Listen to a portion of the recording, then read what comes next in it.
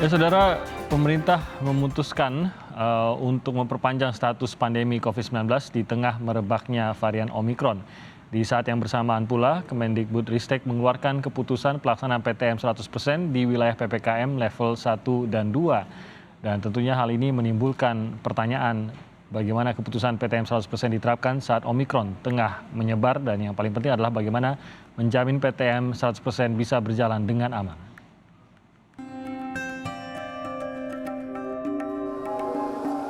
Di bawah bayang-bayang ancaman COVID-19 varian Omikron, pemerintah resmi memperpanjang status pandemi COVID-19 di Indonesia. Keputusan tertuang dalam Kepres nomor 24 tahun 2021 tentang penetapan status faktual pandemi COVID-19 di Indonesia. Menko Perekonomian Airlangga Hartarto menyebut aturan ini sebagai tindak lanjut terhadap putusan Mahkamah Konstitusi soal masa berlaku Undang-Undang COVID-19, sekaligus sebagai landasan dari program penanganan COVID dan pemulihan ekonomi nasional. Tadi terkait dengan Kepres itu menyesuaikan terhadap keputusan Mahkamah Konstitusi, di mana diperlukan Kepres untuk melanjutkan pandemi COVID-19, dan dari situ pemerintah membuat program penanganan COVID dan pemulihan ekonomi nasional masih tetap berjalan, PCPEN yang dianggarkan 414 triliun. Di tengah perpanjangan status pandemi, Kementerian Pendidikan mengeluarkan kebijakan kewajiban pelaksanaan pembelajaran tatap muka bagi satuan pendidikan pada level 1, 2, dan 3 PPKM. Kebijakan ini berlaku per awal Januari 2022. Dirjen Pendidikan Dasar dan Menengah Jumeri meminta agar Pemda tak melarang digelarnya PTM bagi sekolah yang telah memenuhi kriteria pelaksanaan sekolah tatap muka terbatas. Jumeri juga mengingatkan kepada orang tua atau wali murid bahwa saat ini PTM bukanlah pilihan tetapi kewajiban. Mulai Januari 2022, semua peserta didik satuan pendidikan pada level 1, 2, 3 wajib melaksanakan PTM terbatas. Tadi ditegaskan oleh Pak Dirjen, Pemda tidak boleh melarang PTM terbatas bagi yang memenuhi kriteria dan tidak boleh menambah kriteria menjadi lebih berat lagi. Orang tua atau wali peserta didik tidak dapat memilih PTM terbatas atau PJJ bagi anaknya setelah Januari ini. Kebijakan ini disambut baik oleh Pemprov DKI Jakarta. Meski dibayangi ancaman Omikron, Wakil Gubernur Ahmad Riza Patria meyakini masyarakat sudah bisa disiplin protokol kesehatan demi bisa kembali beraktivitas normal. Tentu kita lihat ya angka vaksin ini kan sudah 120% di Jakarta ya. Sekarang kita tinggal menyisir beberapa yang kurang, terutama anak-anak 6 sampai 11 tahun. Kemudian juga COVID-nya kita tahu angkanya terus menurun ya, hariannya juga terus turun, dan masyarakat sudah semakin cerdas, semakin baik bisa bekerja sama. Tentu semuanya sesuai dengan prestasi yang ada, keberhasilan yang ada, perlu ada pelonggaran-pelonggaran terutama juga di bidang pendidikan. Namun pandangan berbeda disampaikan Gubernur Jawa Tengah Ganjar Pranowo. Menurutnya, pembelajaran tatap muka bagi siswa SD belum bisa diterapkan 100%. Pasalnya, belum seluruh siswa SD mendapatkan vaksin COVID-19. Selain itu, anak SD belum dapat dengan baik melindungi diri. Dengan 100%. Kalau SMA SMK mungkin masih oke karena mereka relatif bisa dengan logiknya itu bisa menjaga dirinya, tapi yang untuk anak-anak SD saya itu masih deg-degan ini karena mereka belum disuntik. Maka harapan saya yang anak SD apalagi yang usia 6-11 yang belum divaksin itu lebih baik ya PTM-nya jangan 100% dulu gitu. Adanya pro dan kontra terkait PTM 100% disikapi pula oleh Kementerian Kesehatan. Menurut Kemenkes, status COVID yang telah melandai jangan sampai membuat masyarakat lengah, apalagi saat ini varian Omikron tengah menyebar. Karena itu dalam pelaksanaan PTM, sekolah harus memperhatikan kebersihan sarana dan prasarana, serta tes COVID-19 secara berkala bagi seluruh warga sekolah. Kemudian jarak antar satu orang dengan orang lain. Hal yang menarik adalah di sini dalam durasi dan jarak adalah ketika belajar di kelas, ketika mereka berolahraga, upacara, ya, antrian kalau di toilet, ya, dan persiapan pada saat antar dan jemput, nunggu orang tuanya, nunggu dijemput, ini perlu mendapat perhatian. Kemudian yang pastikan adalah bagaimana penggunaan masker. Bukan hanya pada saat menggunakan masker, tetapi menggunakan masker yang baik dan benar. Pendidikan tentu sangat penting, namun diperlukan pengawasan yang ketat agar pembelajaran tatap muka 100% justru tidak menjadi celah peningkatan kasus COVID-19. Tim Liputan, Kompas TV.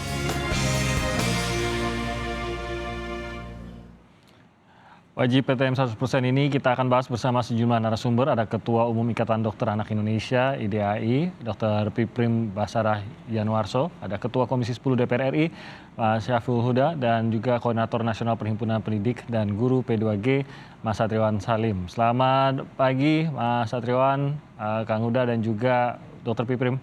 Pagi. Selamat pagi. Terima kasih sudah bergabung bersama kami pada hari ini. Walaupun narasumber belum tatap muka, sekolah dulu yang tatap muka. Moga-moga kita juga bisa tatap muka nanti di studio mendekati semakin membaiknya kondisi corona ini. Saya ke Kang Huda terlebih dahulu. Kalau kita membaca komentar dari khususnya orang tua begitu. Tadi bahkan ya Mas Bayu yang siaran bersama saya di sini juga mengaku, dia sebagai orang tua juga mengaku ini kok terasa dadakan. Banyak orang tua juga mengatakan ya walaupun mendadak saya senang sih, tapi ya memang terasa dadakan gitu. Banyak kata-kata dadakan itu dan dikhawatirkan. Orang tua sih tinggal pakaikan baju seragam ke anaknya, tapi sekolah apakah siap? Jadi saya ke Kang Huda, apakah benar keputusan ini memang terasa dadakan? Ya, beberapa kali raker memang sudah kita bahas, Mas Timothy, menyangkut soal opsi tatap muka 100%. Ini memang berbasis kondisi objektif di lapangan. Dari setahun setengah kita melaksanakan PJJ, memang harus diakui learning loss mengalami pendalaman kualitas dan kuantitas. Yeah. Di semua satuan pendidikan, baik SD, SMP, SMA, dan seterusnya. Nah, keprihatinan ini sebenarnya sudah terus digodok oleh Kemendikbud dan Komisi 10 sejak bulan November.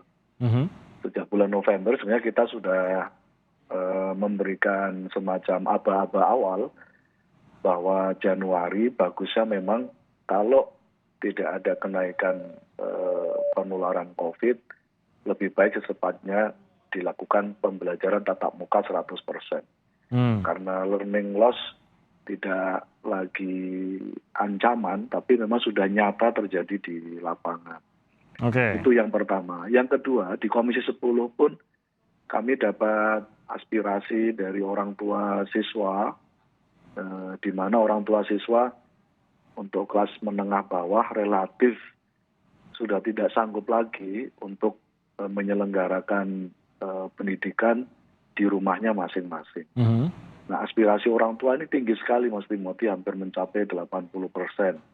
Yang berkehendak, yang berkeinginan supaya pembelajaran tatap muka ini bisa dilaksanakan langsung di sekolah. Nah, itu yang kedua, aspek yang kedua yang kami pertimbangkan. Yang ketiga, memang hasil survei dari berbagai lembaga menyatakan tingkat literasi kita menurun cukup drastis. Dari sebelum pandemi 139 basis poin, setelah pandemi ini tinggal 77. Ini di level literasi, di aspek numerasinya juga mengalami penurunan cukup drastis sekali. Artinya memang kalau tidak secepatnya pembelajaran tatap muka, kita akan mengalami learning loss yang semakin parah tahun-tahun berikutnya. Kang Huda, sebenarnya kalau alasannya kita sangat paham, saya juga sebagai orang tua melihatlah bagaimana sulitnya khususnya anak SD begitu memperhatikan gurunya di layar monitor dibandingkan dengan berada di sekolah gitu. Jadi sebenarnya alasannya kita sangat memahami, dan seperti tadi dikatakan bahwa orang tua aspirasinya besar sekali. Saya termasuk orang tua yang aspirasinya juga ingin anak saya bisa bersekolah kembali. Tapi di sisi lain banyak yang mengeluhkan mengapa tahapannya tidak didekatkan dulu menuju 100%, tapi tiba-tiba saja langsung 100%, bahkan berbentuk wajib. Kalau tidak masuk sekolah, maka tidak ada pelajaran yang akan disampaikan melalui daring. Jadi ini yang terasa tiba-tibanya. Tidakkah bisa ada tahapan-tahapan sebelumnya, terutama setelah ini kita melewati musim liburan, di mana kita harus perhatikan dulu bagaimana dampak liburan kemarin terhadap penyebaran COVID-19? Ya, jujur harus diakui memang ini suasana yang cukup rumit untuk diputuskan. Tapi saat yang sama, kami juga sering menyampaikan kenapa Kemendikbud tidak bisa menjadikan PJJ, pembelajaran jarak jauh itu sebagai model terbaik. Nah, jujur harus diakui Mas Timothy, pada level itu Kemendikbud mengaku belum, pengalaman setahun setengah ini belum bisa dijadikan evaluasi dan lalu memperbaiki sistem pembelajaran jarak jauh. Nah, karena itu sekali lagi ini pilihan sulit dan akhirnya diputuskan langsung 100%. Tentu sekali lagi ini sifatnya yang walaupun wajib, tapi bagi sekolah sekali lagi yang belum siap, ini masih bisa pada posisi opsional, terus menyesuaikan sampai 2-3 bulan ke depan sambil kita lihat perkembangan varian baru dari COVID-19 ini. Oke, jadi bukan secara keras juga ya, langsung harus 100% harus siap, tidak ada pengecualian, itu sebenarnya tidak juga ya, semua masih bisa dibahas. Tergantung juga dari kemampuan sekolahnya tentu saja ya, Kang Huda ya. Nah, ini mungkin yang saya mau tanyakan kepada Mas Satriawan, tergantung pada kemampuan sekolahnya juga. Apakah dari sekolah juga merasa bahwa keputusan 100% dan wajib ini juga dadakan sehingga banyak sekolah yang akhirnya belum siap gitu untuk melaksanakannya, apalagi 100%? Ya, terima kasih Mas Timothy. Kalau berbicara fakta, kami dari P2G punya data gitu ya, dan sudah resmi juga kami rilis. Semenjak Agustus 2021 itu sampai November ya, itu banyak daerah-daerah yang sudah membuka sebenarnya yang 100% untuk kapasitas siswa, dan untuk harinya juga 5 hari durasi atau 6 hari sekolah. Itu sudah banyak. Artinya bagi kami tetap itu sebenarnya pelanggaran. Nah, tapi lagi-lagi SKB 4 Menteri ini kan di level kita saja mungkin gitu, atau di level media yang ramai diperbincangkan. Pada tahap implementasi sekolah-sekolah itu termasuk di daerah-daerah ya banyak yang tidak sesuai dengan SKB. Ya kayak tadi saya katakan yang durasi. Kemudian juga vaksinasi. Kalau kita mau konsisten dengan SKB ini, kan syarat di sini adalah yang level 1 gitu ya. Kemudian vaksinasi yang untuk guru, tenaga kependidikan minimal 80% sudah terpenuhi. Nah, kalau kita lihat data di paparan Kemdikbud, ternyata secara nasional yang vaksinasi untuk guru penuh 2 dosis itu baru 72%. Ya kan? Nah, di slide kelima ya, nanti mohon diperiksa juga Kang Huda Punten. Nah, jadi baru 72%. Artinya kalau merujuk kepada paparan Kemdikbud, SKB, ini belum memenuhi untuk dibuka 100%. Meskipun di level 1 gitu loh. Dirujuk dari syarat vaksinasi guru. Apalagi vaksinasi untuk siswa SD. Kalau untuk yang 12 sampai 17 itu angkanya sudah di atas 80%. Bahkan di DKI sudah lebih dari 90%. Itu yang pertama. Yang kedua, kalau bertanya siap tidak siap, memang animo guru, siswa, apalagi orang tua yang tadi Kang Huda sampaikan, yaitu besar ya untuk masuk PTM normal. Kami P2G Juli kemarin, padahal sedang PPKM darurat, itu melakukan survei kepada orang-orang tua ya di 168 kota kabupaten, 34 provinsi. Ya memang mayoritas orang tua menginginkan sekolah tatap muka segera gitu. Itu memang dari berbagai survei. Namun kembali ke yang tadi, yang agak kagetnya kita adalah karena kita di lapangan ya di sekolah gitu, ini langsung 100% dan wajib. Ya, seperti paparan tadi Pak Jumeri, Pak Dirjen Pak Dasmen sampaikan. Kalau SKB sebelumnya, ya itu kan opsional ya, Kang Huda ya gitu. PJJ atau PTM. Artinya kalau orang tua ingin PTM, PJJ wajib sekolah memfasilitasi. Kalau sekarang baliknya wajib PTM. Nah ini memang yang bagi kami terlalu mendadak gitu ya. Makanya P2G berharap sebenarnya kepada Pemda-Pemda dibukanya bertahap gitu. Bertahap. Jadi jangan langsung 100%. Ya kan? Dievaluasi dulu, di assessment dulu sekolahnya, vaksinasi gurunya sudah 2 belum. Lalu untuk siswanya seperti apa? Termasuk kesiapan sarana prasarana seperti apa? Fasilitas kesehatannya seperti apa? Tetap saya rasa Dinas Pendidikan atau Satgas di daerah itu mengakses dulu sekolah itu layak apa tidak untuk dibuka 100%. Gitu Mas. Oke, nah kondisinya sendiri bagaimana? Apakah memang ada daerah-daerah yang atau mungkin sekolah-sekolah tertentu yang sampai saat ini terpantau sebenarnya belum siap juga kalau mau dilakukan 100% atau justru ada keringanan yang dialami sekolah dengan tidak harus hybrid, ada yang hadir, ada yang online? Ya kalau untuk sejak Agustus tadi saya katakan hampir semua di daerah, contoh ya saya sebut misalnya Kabupaten Agam, kemudian Kabupaten Tanah Datar, di Jambi, Bengkulu gitu ya, kemudian Kota Cilegon, Kabupaten Pandeglang, NTT, Situbondo, Jawa Timur misalnya, ini yang kami terima ya, setidaknya jaringan kami yang melaporkan P2G, kemudian di Kabupaten Bima, Nusa Tenggara Barat, itu mereka sudah masuk biasa gitu. Sebelum SKB 4 Menteri ini keluar, yang sekarang gitu ya, artinya sejak Agustus, durasinya sudah Senin sampai Sabtu atau Senin sampai Jumat, pertemuannya anak sudah masuk semua gitu ya, walaupun mereka yang menggunakan masker dan seterusnya. Jadi gitu Mas. Tapi apakah mengorbankan prokes pada saat di pantauan tersebut terlihatnya? Nah, kalau untuk evaluasi prokes rata-rata memang terjadi pelanggaran, khususnya pulang dari sekolah. Nah, di daerah-daerah tadi misalnya gitu ya, anak, saya punya foto-fotonya, anak itu pulang sekolah biasa saja tidak pakai masker gitu. Yang kedua di angkot, nggak usah jauh-jauh ya ke pulau lain, di Kabupaten Bogor misalnya, itu naik angkot pulang sekolah ya, bulan kemarin itu atau sebelumnya itu tidak ada jaga jarak gitu ya, dan tidak pakai masker biasa saja gitu. Nah, kenapa? Karena ada persoalan pengawasan, monitoring gitu kan. Nah, makanya kami berharap Satgas atau aparat Satpol PP di jam-jam pulang sekolah itu meningkatkan razia misalnya atau pengawasan ke angkot, melihat anak sekolah, kalau nggak pakai masker, anak pakai seragam itu langsung ditegur, bahkan kalau perlu diantar pulang. Tapi kenyataannya kami melihat tidak ditegur karena masyarakat juga suasana kebatinannya mungkin ya gitu ya, kita sudah normal gitu. Nah itu Mas, jadi pelanggaran terjadi, pulang sekolah itu banyak banget.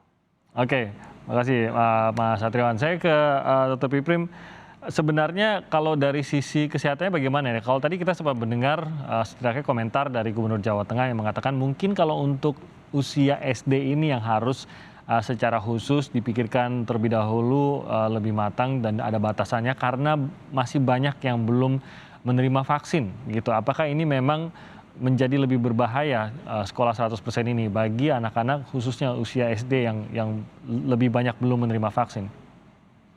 Ya, terima kasih. Jadi sebetulnya kan kita sudah hampir 2 tahun ya pandemi ini. Kenapa tidak sabar menunggu sebentar lagi sampai anak-anak SD itu mendapat lengkap 2 kali vaksinasi dan biasanya secara teoritis 2 minggu pasca vaksin kedua itu dianggap aman, kekebalannya sudah terbentuk ya.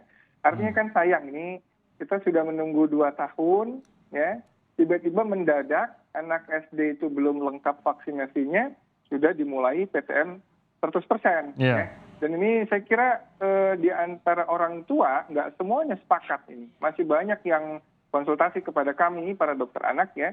Ini bagaimana anak saya baru 1 kali vaksin sudah suruh masuk, tidak ada opsi PJJ dan seterusnya. Jadi saya kira ini harus kembali opsional ya, sebagaimana rekomendasi IDAI juga untuk anak yang belum mendapat vaksinasi lengkap itu pilihannya adalah hybrid ya, 50%.